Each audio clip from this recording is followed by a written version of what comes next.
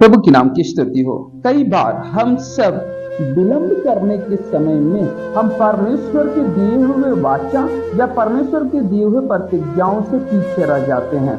जैसा कि उत्पत्ति 43 उसका 10 में आप जब ध्यान करके पढ़ेंगे, वहां लिखा है यदि हम लोग विलंब न करते तो अब तक दूसरी बार लौट जाते। जो यहूदा ने कहा यह ठीक था।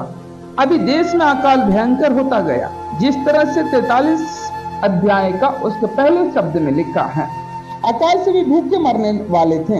अंत के जिस भंडार को वे लाए थे वे खत्म हो चुका था, परंतु याकूब बिन्यामीन को भेजने में देरी कर रहा था।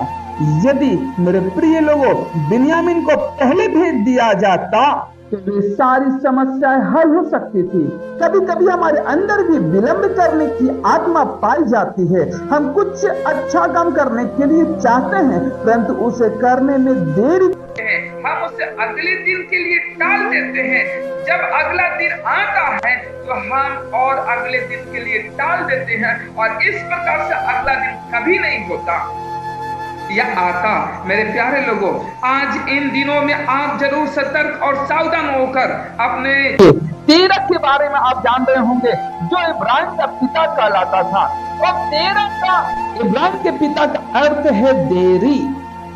तेरह का मतलब ही होता है देरी। जब तक तेरह नहीं मरा तब तक इब्राहिम कनान नहीं जा पाया।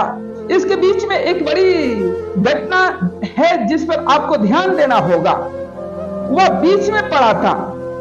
परमेश्वर ने, जब आप उत्पत्ति उसका 11 अध्याय उसका 31 पद को पढ़ेंगे, वहां साफ रीति से लिखा है, कसदियों की ऊर नगर से निकलकर कनान देश जाने को चला था ये पूरा परिवार, लेकिन हराम नामक देश में पहुंचकर वहीं रहने लगा। मेरे प्यारे लोगों, कनान में भी नहीं था और ऊर में भी नहीं था। तेरा हराम में गया आया और कनान जाने के बजाय वहीं रह गया। हमारे जीवन में भी तेरह को मरना होगा। जब तेरह मर गया तो इब्राहिम कनान देश में जा सका। हम सबसे अच्छे कामों को करने की आशा करते हैं और हम उसे करने का निश्चय भी कर लेते हैं, परंतु देरी करना और विलंब करना बड़ी रुकावट है। एक कहावत है, देर से आज्ञा मानना आज्ञा न मानने के बराबर है।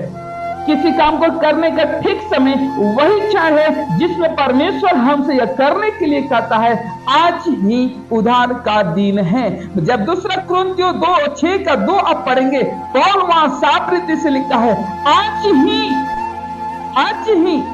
अभी आज दिन तुम उसका शब्द सुनो तो अपने हृदय के कठोर मत कर।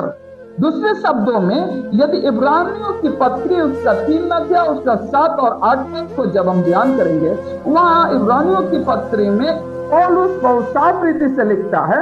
हम उसको पढ़ के थोड़ा ध्यान करेंगे। इब्रानियों की पत्री उसका 3